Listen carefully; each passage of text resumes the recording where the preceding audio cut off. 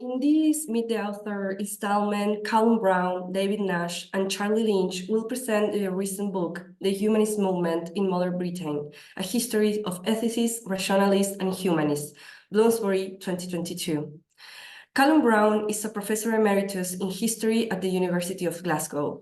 He has written 14 books and over 60 articles and book chapters, including The Death of the Christian Britain, Religion and the Demographic Revolution, Becoming Atheist, and the Battle for Christian Britain.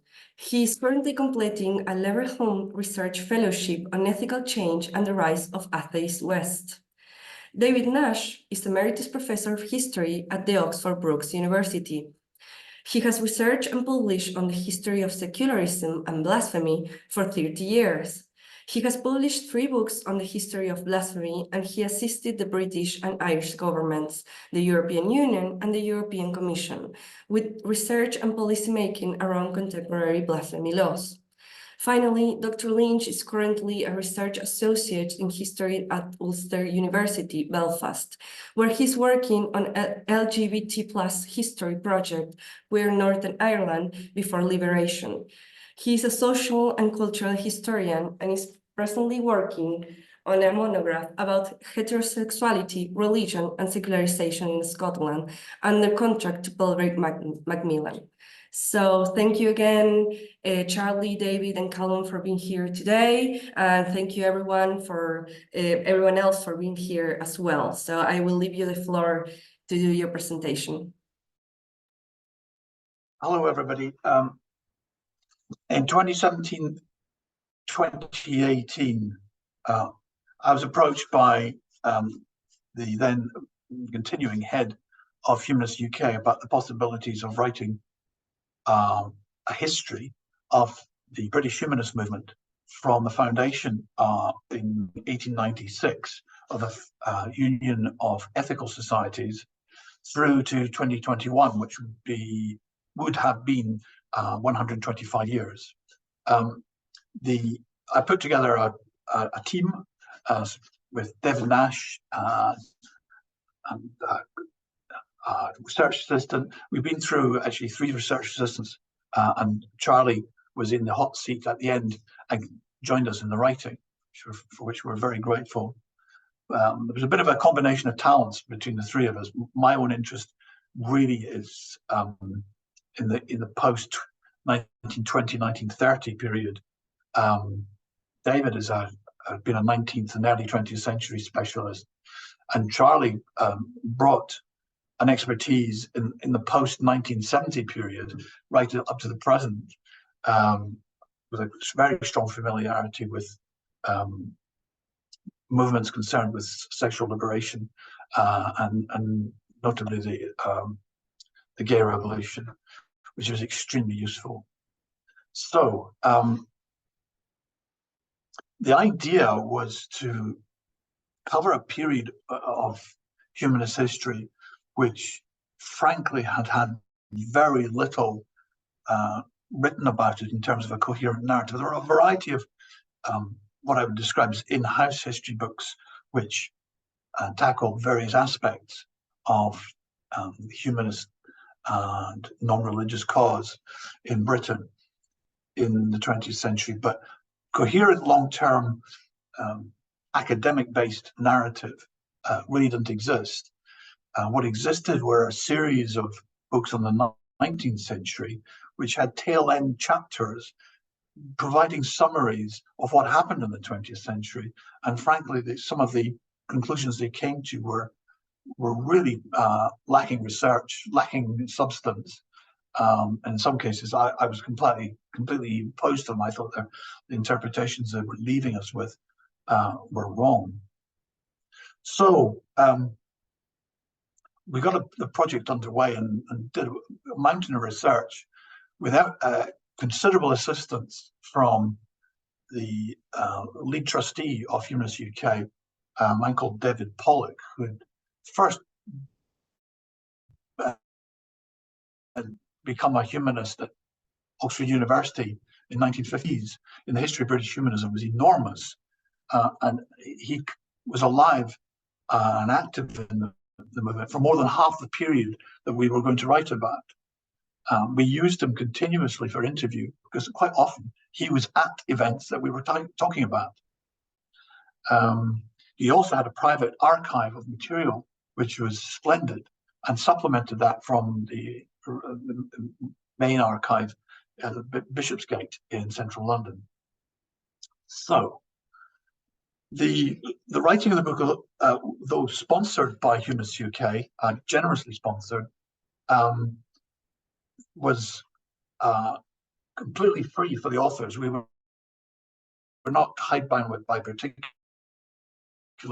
interpretations. So we would claim that our approach has been entirely neutral and untainted by the connection with our sponsors. And at any event, a large amount of religious history is sponsored by churches. So why not non-religious history? I'll leave that one hanging. So my own starting point was to try and estimate the scale of the humanist non-religious movement in Britain in the 20th century. There had been no attempt before us to come to a time series landscape of growth and decline in the movement. And the end result of a considerable amount of activity on our part was the following graph, which appears prominently in the book. This graph incorporates data in a stacked chart system for South Police Ethical Society, the Rationalists Press Association, British Humanist Association, and the Union of Ethical Societies, which preceded the BHA. The top line, thus, of the graph should represent the general trend of this section of non-religionism. The one major organization which is not there is National Secular Society, which for various reasons we excluded, one of which is that access to data was rather difficult.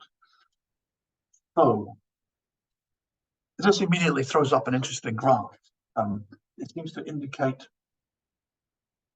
fluctuating fortunes in the early part of the 20th century, and then from the mid-1960s, a crash in prosperity, where there was significant loss of members, particularly to the Rationalist Press Association.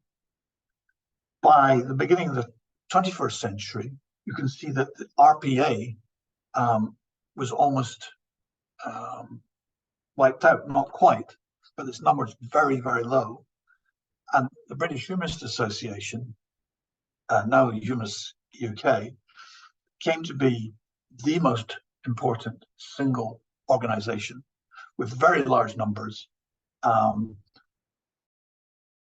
which by 2021 of paid members were almost at 20,000, a record proportion. So from my point of view, part of the exercise of our book was to write the narrative of what was going on, particularly in the fluctuating years in the middle decades of the 20th century. Why the collapse after seemingly successful 1960s? What happened? And we have quite a significant amount of material on that period. Charlie helped with the research there. And the period down to the late 1990s was one in which the British Humanist Movement could have been wiped out. It was financially weak, its membership was low, and the esprit de corps was very poor. So our book, particularly chapters Charlie and I were involved with, was concerned with writing about what happened in those last 80 years or so of the movement. Diversification was happening in many regards quite successfully, with new causes appearing. But nonetheless, until the 21st century, there was really poor prosperity on the part of the movement as a whole.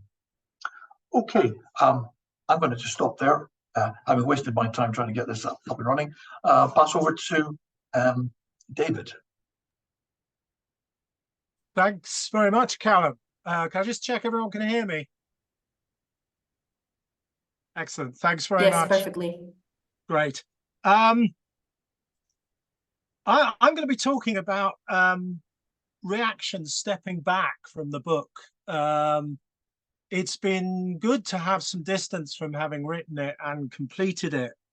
But I'd probably start by saying when we parceled out tasks for writing this book, we were quite mindful, beyond our obvious areas of expertise. We were aware that the different periods and chronologies that we were writing about meant we also had to think about the cultural and historical approaches of each of us. For Callum and Charlie, working on the later period, they were, to grossly oversimplify, working in areas where individuals and pressure groups were in active dialogue with governments around policy. And this was also two periods where broadcast media had a potential for all. It was an age where the obvious triumphs of science and the ideological positions these had created were important. Ideological positions like scientism, rationalism, and the quest for the open society. These were all visible tools and assets. We're also talking about an age for Callum and Charlie where the ideologies of social democracy and socialism had reached some degree of maturity. My own area, as Callum has already said, my own area for concentration was the heritage of the 19th century and the very early 20th. And for me, this was a period when ideas were in a process of formation and older ideas were very much in flux. And I'll say a little bit more about this in a while. And certainly there are common things that I'd like to highlight about this without going into too much detail, very obviously because time is short. And I'm just really going to highlight three things very quickly that I would say is very important for the early period covered in this book. And to an extent, this rolls forward into the later period. First of these is what we call the power of personality. From the early 19th century, we obviously have central characters that shaped secularism Britain: Robert Owen, Richard Carlile, Charles Southwell, George Jacob Holyoake. But later, edging into the period covered by the book, we have the Bradlaugh dynasty, obviously Charles Bradlaugh, his daughter Hypatia Bradlaugh Bonner, people like Annie Besant, Harriet Law, and William Stewart Ross. But there's also middle-ranking individuals who thought deeply about the function and significance of publishing. And here we think of the RPA. And again, it's important to look at Callum's graph that indicates just how important the RPA was for the early part of the period in the 20th century covered by the book. In the latter part of the 19th century and into the 20th, we've got also other important individuals to consider, like Stanton Coit, Felix Adler, Frederick James Gould, Moncure Conway, Joseph McCabe, and John McKinnon Robertson. And as we think of these myriad personalities, we remember the different experiences and emphases that they brought. Individuals, almost all of whom were churched and had experiences of first breaking away and then considering the desirability of constructing alternatives for themselves and for others. We must also remember that within the idea of personality, that disagreement and squabbles were almost endemic amongst such individuals and had a habit of derailing important causes and agendas. And this is something that we intermittently discovered it was necessary to write about within this book. So that's point one. Point two, I'd like to highlight the importance of communication and how much this came through and emerged in our joint writing of this book. And we found ourselves writing and thinking about what forms were effective, what forms of communication were effective, and when they were effective. And to an extent, the book talks about the ebbs and flows of this. And one central theme here is the fading of the platform in favor of realizing the importance of publishing.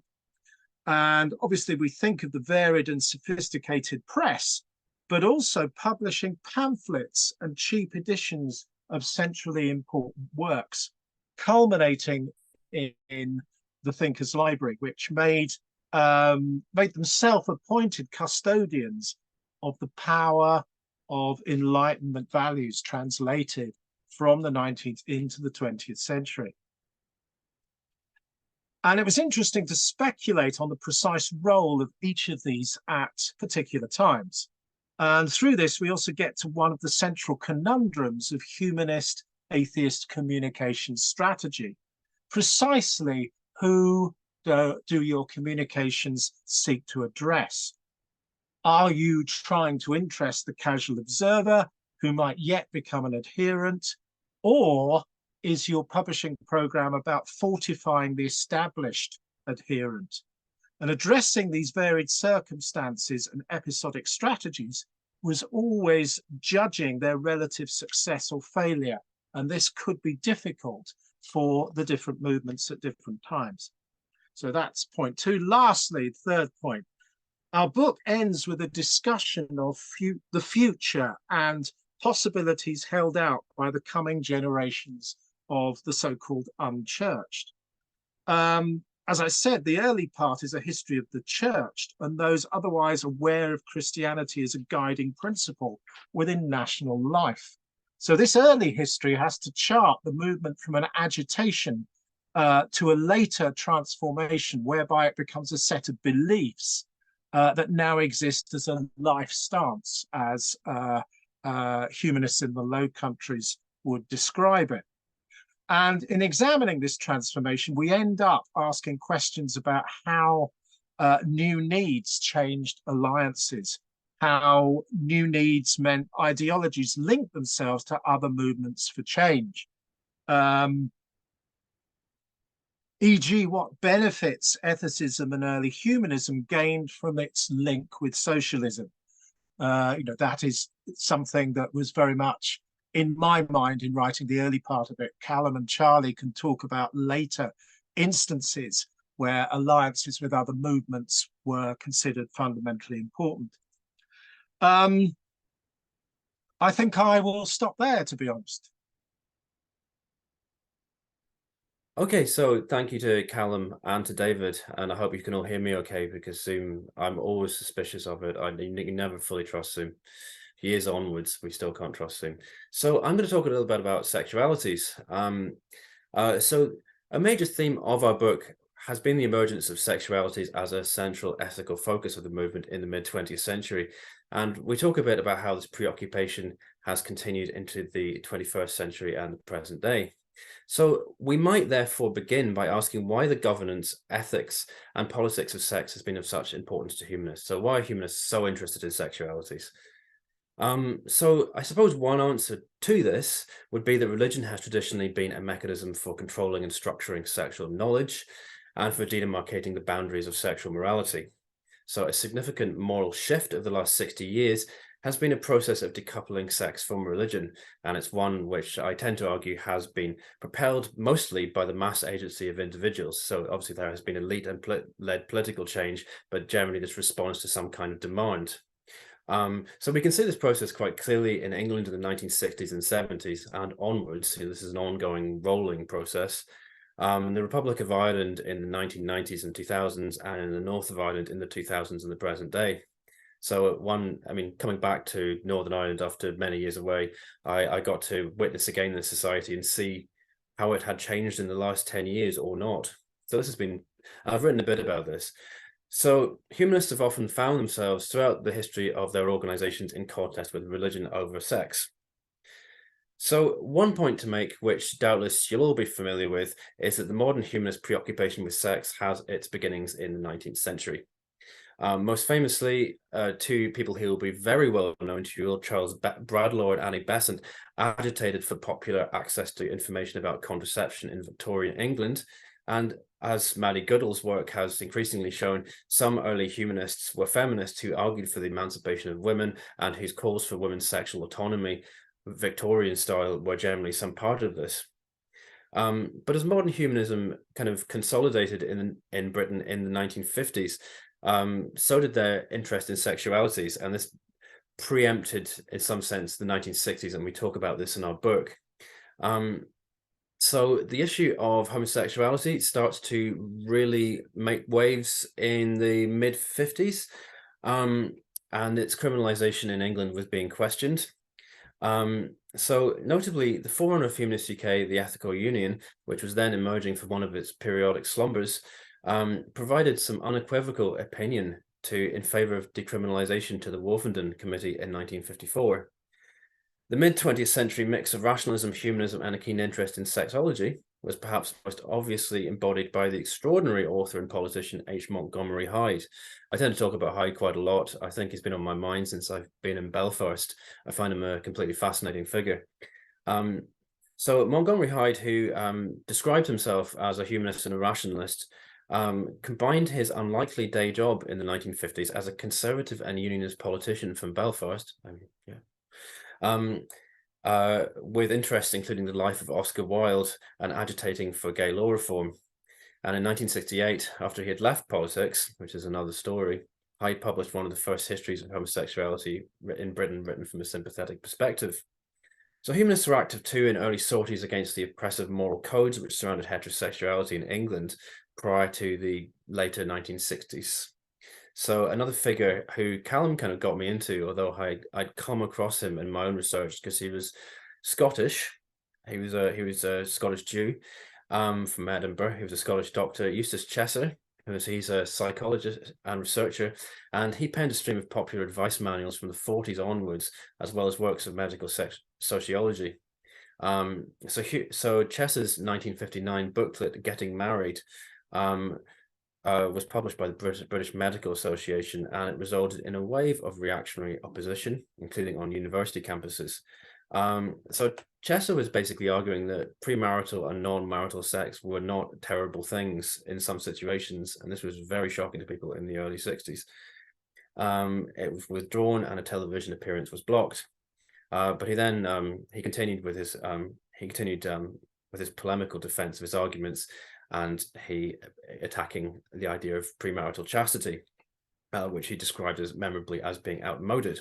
So therefore, our book, by talking about this 1950s period, sort of talks about the precursor to the liberalizations of the 60s and the role that humanist experts played in some of these debates and arguments, and kind of launching these ideas really. So by the 1960s, sexualities had become very much a central part of the movement. Topics such as male homosexuality, there was the decriminalization of abortion, and the liberalization of divorce law were of great importance. And we also talk about in our book, and I think Callum and David have spoken a little bit about what happens after the 60s, is that when we investigate this period, we found that the British Humanist Association, which is now called Humanist UK, suffered a disastrous slump in the early 1970s after it seemed that these reforms had been secured and were safe. And then there was a collapse in membership, which helped create a decades-long crisis. So when the then British Humanist Association re-emerged from its wilderness years in the early 2000s, sexualities were again on the agenda. One interesting dynamic which our research found was the extent to which, when the organization started to revive, the extent to which LGBT issues spooked some of the older members in the late 1990s and early 2000s. So this really showed how politically and socially conservative and marginal the movement had become. So it might be, this could be provocative, it might be a running theme with humanist and secularist organizations to have leaderships and core activists who are considerably more politically radical than an older, more cautious, even complacent and politically disconnected membership. Yet in the 2000s, the renewed focus on sexualities caught the mood, and it responded to social change. So the campaign for equal marriage in Britain, which gathered steam in the mid-2000s, was successful and cemented in law the social acceptance of same-sex relationships and established their parity with heterosexual relationships. That these developments were inevitably opposed by the conservative religious, some of whom I recall deployed the ludicrous argument that same-sex marriage would devalue heterosexual marriage. It helped campaigning humanists convincingly portray themselves as a force of both modernity and reason. More recently, the picture has been one of organizations and campaigners largely defending and seeking to secure enforcement of previous gains and freedoms. So a good example whose work I've been following with interest and some admiration is the campaigning of Gemma Clark, who is a Scottish schoolteacher, and she's a member of this Humanist Society of Scotland. So Clark has emerged in the last couple of years as a social media savvy and vocal campaigner for abortion rights in Scotland. She has coordinated a counter-protest against a programme of harassment of patients, hospital patients, by a right-wing religious group, 40 Days of Life, outside one of Glasgow's main hospitals. So in many ways, Gemma's is a classic humanist campaign. And she has also been a critic of the shortcomings of sex and relationship education in schools and the manner in which they continue to be shaped by religious pressures. So her mixture of feminism and humanism in defense of female bodily autonomy locates her within an ideological tradition stretching back to the struggles of Annie Besant in the 19th century and the campaigning of people such as Diane Munday in the 1960s. So it's both new, but it's not new. Back to the future. So to conclude, sexualities have long been an ethical focus, and in a sense, this has been a product of the contest with churches. And another is that the preoccupation with sex and morality has been because a secular worldview has perhaps increasingly inherited the mantle of sexual ethics from religion.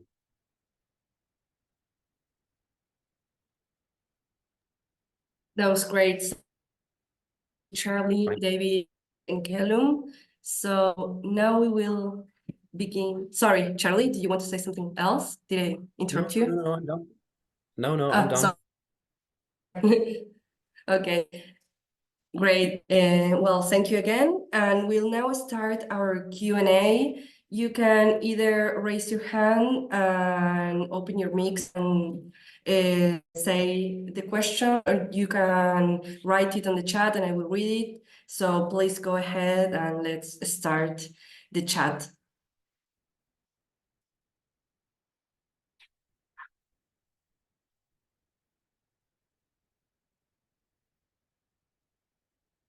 Nathan, please go ahead.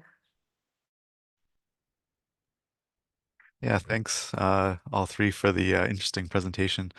One thing I wanted to ask about is how atheism fits into humanism. Do you see it as kind of like a really central part of humanism, or is it, just one aspect among many?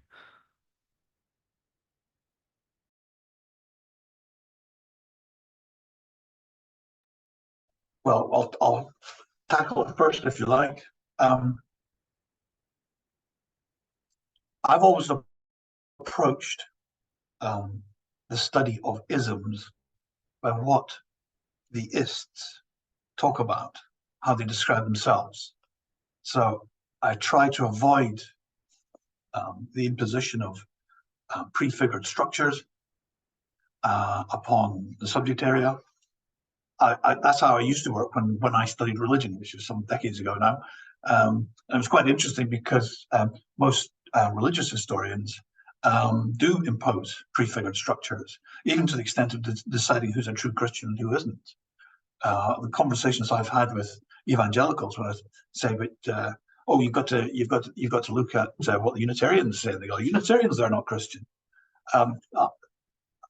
I seek to avoid those conversations with those in the non-religious movement. I wait to hear what those I interview, for instance, how they describe themselves. And if they talk about the mixture of humanism, atheism, agnosticism, free thought, you can come up with something like 15, as many as 15 different terms. And that's good. I mean, that's the nature of the beast. And I think one should revel in it and not try to fence off the subject of study.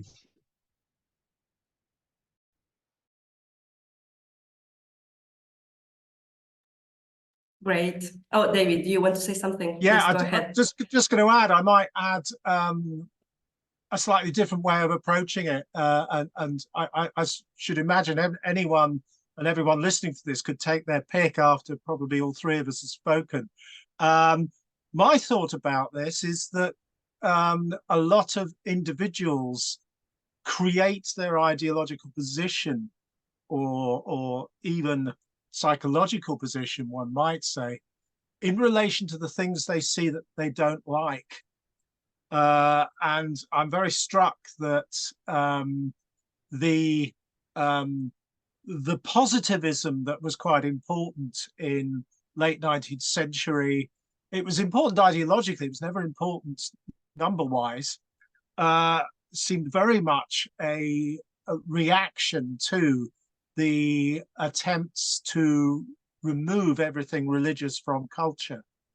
And the people who were positivists did what they could to retain the things that they thought were still important about religious sensibilities. I mean, these are very difficult words to use, because if you use them with these people in the 19th century, they might have denied it. But this seems to be what was happening. And certainly I have seen in the research that I've done in talking to contemporary members of the National Secular Society and humanists, a very different sense of approach to what is important.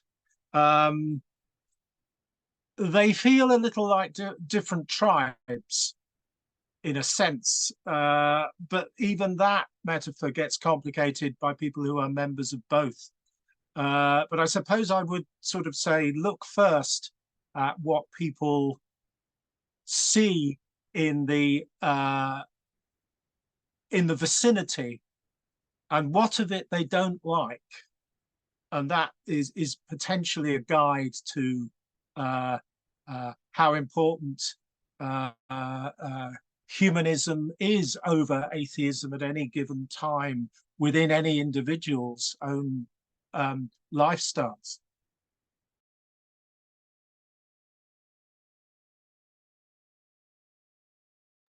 Great. Thanks for that, David and Callum. We have a question in the chat by Naomi Goldberg. Do British humanists have more or less consistent stance pro or con monarchy? I see there is an answer by Callum, but do you want to expand a little bit, or do you want me to read it, Callum?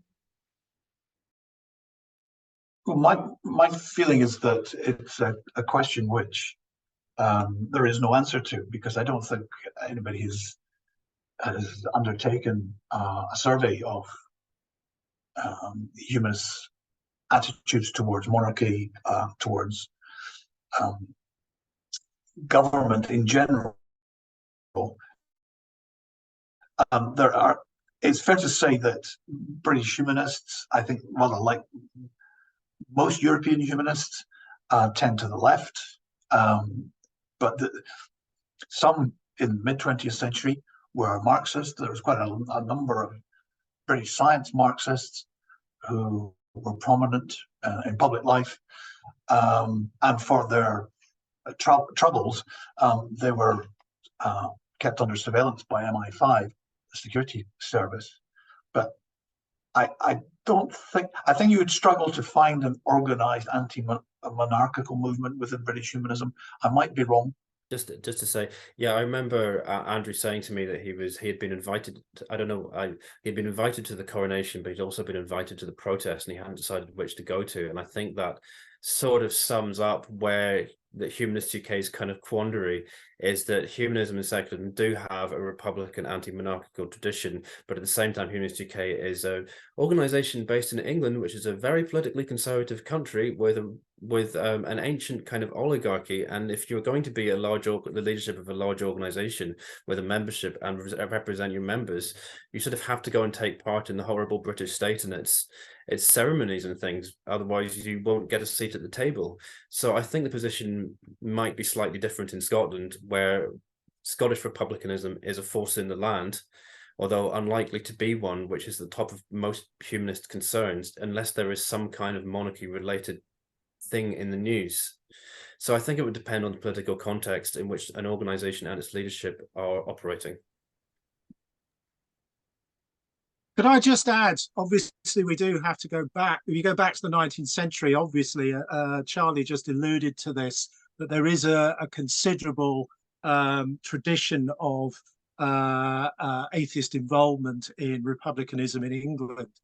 Part of that was built upon the fact the monarchy is head of the Church of England and is fundamentally at the top of the establishment. And obviously that is about power and access to power and controlling the power of the religious, chiefly the bishops in the House of Lords. But also, if you step back, there was a cultural dimension to it, which was about, and certainly Thomas Paine kicked this off by saying that monarchy in Britain relies upon species of mysticism and belief in forms of mysterious, unseen power. And there was always a sort of belief that if people could believe, in as much as one can have a belief in monarchy, it was then easier to convince them to believe in the religious trappings that upheld it. It's slightly easy to see this as a dimension very much from the past. But as with many of these issues, it can raise its head again.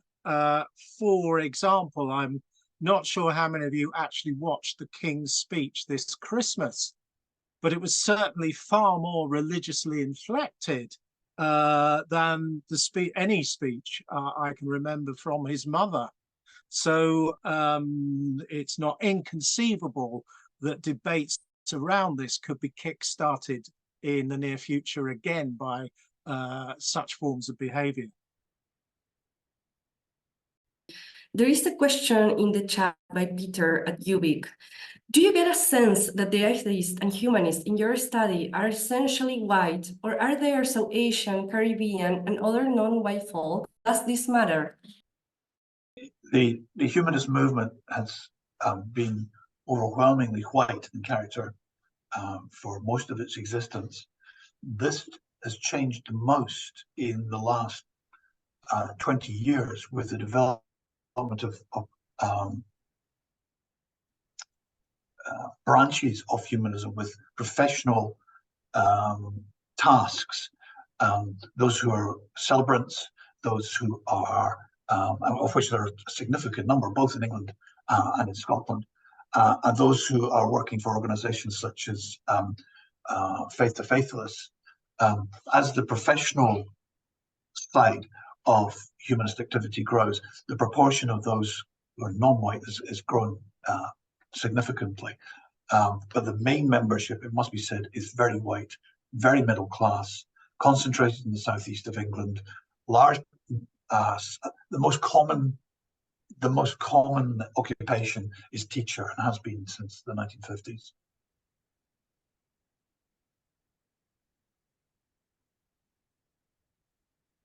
Great, thanks for that. Lynn, Marx, please. Thanks. I'm sorry I came late, so you may have discussed this previously, but similarly to the last question, I'm just wondering if, I mean, that data on numbers is really fascinating, but do you have numbers breakdown, gender breakdowns at all, given that we know generally that although certainly there were women in these organizations from early on. It seemed to have been primarily men, and whether that has changed, which I suspect it has in more recent years, and when it has changed. And sort of maybe a separate question, but maybe related. I mean, it was a very radical thing to belong to these organizations in the past. Now, given secularization, is it still in some ways a radical thing to be a humanist in Britain today, or is it much more of a normalized decision, a mainstream decision, or is it, anyway, those are my questions. Thanks for your question, Lynn. The data on gender is strongest for the 1960s, where Colin Campbell did a significant study of the sociology of British non-religion, and in the period since about 2005, there was also a major PhD study in 2014, which put a lot of data on demographics. Yes, the gender balance has been changing slowly. It is not as dramatic and swift as you might have thought. It's still the case that men are dominant. I don't know precisely the proportions. Perhaps Maddie might have them to hand, but I've attended numerous humanist group meetings, both by video and in the flesh before. Do you remember before Zoom? It's difficult to remember BZ before Zoom. And to be frank, I'd have estimated the male contribution at somewhere around 95% that I've seen in the UK. It may be that it's men who turn up to meetings more than women. I don't know. Certainly, there are specific causes which have attracted female support, particularly British Humanist Association in the 1960s was very strong in support of abortion law reform, and that brought in very large numbers of women supporters. And the entire Abortion Law Reform Association was seen to be, by various people, both opponents and supporters, as an adjunct to humanism. The ALRA was seen to be a humanist organization. So I've forgotten your second question, Lynn. It's gone right out of my head. Well, whether humanism is still considered a radical option for radical. people to join. I mean, that's fascinating if it's still 90 to 95% men in a context where being irreligious is now normalized for women. So it suggests there's something else happening there. I think nationally the gender balance is better than that, but that was my impression in meetings I go to. I think meetings, particularly I've gone to in the home counties, northwest of England and Scotland, is tended to be that kind of level of male contribution. I rather suspect the national data will be better than that. As to radical, that's a difficult one. I think it's much less radical than it used to be regarded. I mean, in the 1960s, because it was so strong for the Abortion Law Reform Association, that just attracted a very strong ecclesiastical opposition. Certainly the churches, most of the churches, Church of England, Nonconformity, in Scotland, Presbyterians, have looked upon humanism as anti-religious, sometimes, and to be specific, anti-Christ, anti-God, and there were plenty of publications coming from leading writers in the humanist movement who were writing very stridently about organized religion and organized religious belief. So that has dimmed. That has very much dimmed in my view. In part because the hard approach to religion, to churches, is has over the last 20, 25 years passed more and more towards a national secular society. I think that the NSS in Britain, David might disagree, but I think it's regarded as the bother boys of the non-religious movement. If there's an argument to be had, the NSS will go in hard into the press, whereas the humanist approach, the RPA approach, it is much more rationalistic, calm, trying to persuade by argument rather than by shouting from the sideline. Thank Okay. you. Yeah, it's interesting. Just going to say, Callum, it's interesting, just as a coda to what you said. I remember interviewing individuals in the 1980s who were members of the National Secular Society, and they called the humanists the liberal democrats of free thought. They felt themselves to be ideologically stronger and ideologically purer. Yeah, I'd just like to add, it's funny you should bring up liberalism, and you've kind of touched on socialism before then. In general, I don't think that humanism is a particularly radical stance in modern Britain, as it is a set of beliefs and opinions which large numbers of people hold. The issue, as Andrew Copson would have said, is closing the gap between this great number of people who have humanist views and humanist organizations. My own experience of being a secularist and being a humanist is that neither of these things, especially humanism, is not regarded as radical on the left. In fact, they're regarded as woolly liberals. When I was researching the book, I had a lot of conversations with my neighbor who is very socialist and about the same age and a teacher, I think, and we had lots of chats about this. He said, well, humanism, I mean, it's very liberal, it's very middle class. I've been corresponding with an Irish academic, Michael Cronin, who's a cultural theorist, and he's articulated in a much better way than I could what, I asked him, are you a humanist? Because I read your book, it was amazing, and you seem like a humanist. He said, I think I am, but I don't want to say that I am because of liberal humanism, which I think disconnects the idea of liberating people from capitalism from the individual liberations of humanists. So that would be the socialist critique of liberal humanism. So is it radical? Possibly not. I think it could be, but it's not. Thank you. Thank you so much for that interesting discussion. And Bharathi, please go ahead. Yeah, thanks for the discussion, and it's a wonderful introduction to the book. My question would be a follow-up to the follow-up to the follow-up question. So no, it's in the list. So my question is, what was the position of humanists with respect to colonialism?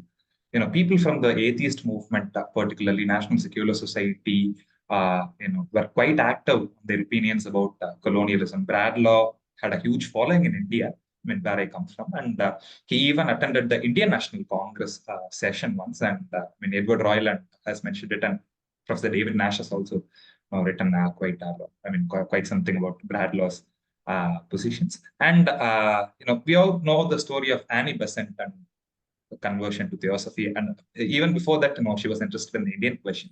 What's the story after that about the humanists and how they viewed colonialism? Yeah, thank you.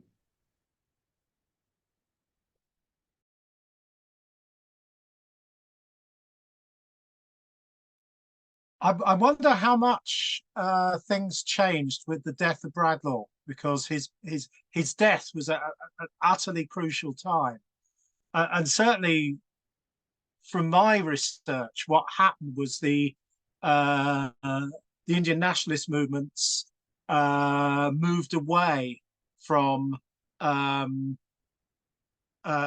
British-style liberalism that had been embraced. I mean, in that respect, I think they reached out for Bradlaugh because his solutions were rejected at home, which was secular republicanism, but it was the answer in India. And at some point, I think the whole issue of the secular element of it got diluted within the Indian nationalist movements. And if I remember correctly, it began to get much more sectarian into the 1890s.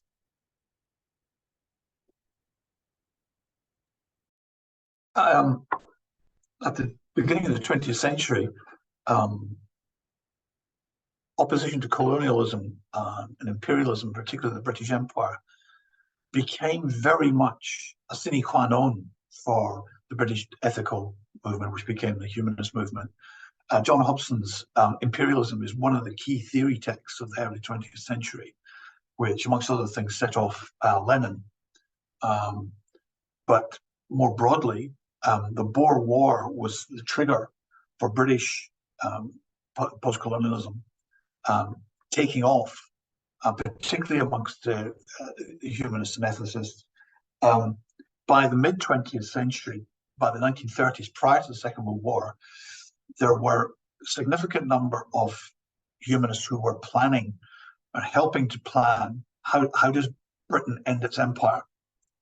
By the late 1940s, humanists were at the forefront of the post-colonial movement, particularly the figure of Fenner Brockway, who was, if you like, the British leader of post-colonialism, and somebody who had been all his life both a conscientious objector in relation to war and a post-colonialist in terms of his international politics. He was, of all the humanists I've studied, he was the one who became most well-known and most well-traveled in Africa and in Asia, almost continuously traveling, contacting nationalist movements and organizing other humanists who are lawyers and barristers to go out and defend them when the British states started to prosecute them. By the 1950s, they were doing this all over the empire, in Singapore, in Kenya, in South Africa. It was humanist barristers, KCs, who then QCs, who were standing up in court and defending nationalist leaders.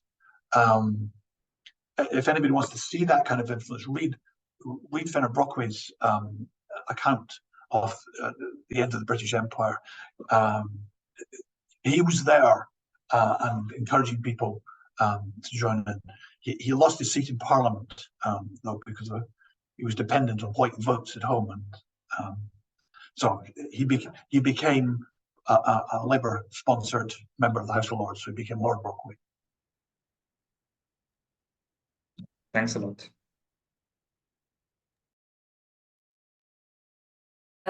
So I think we have run out of time. It was a super interesting conversation. Thank again, Callum, Charlie, and David, and thanks everyone for being here and asking questions. Nathan, do you have to give some announcement for next? Yeah, I do. Thank you. I just posted the link in the chat for the next event with the NCF project. It's another Meet the Author with David Speed and Penny Edgell, and they're going to be talking about the recent article they wrote called "Eternally Damned Yet Socially Conscious: The Volunteerism of Canadian Atheists." So that's taking place in a few weeks in February, at the same time, also on a Tuesday, and I included the link there to register. And I also included a link for our mailing list too, if you want to subscribe to get updates and so on. I think many people here are already on the mailing list, but in any case, share it with a friend if if you are. All right, well, thanks again, Charlie, David, and Callum. It's really interesting, and thanks everyone for the discussion afterwards as well. Thanks everyone. Bye.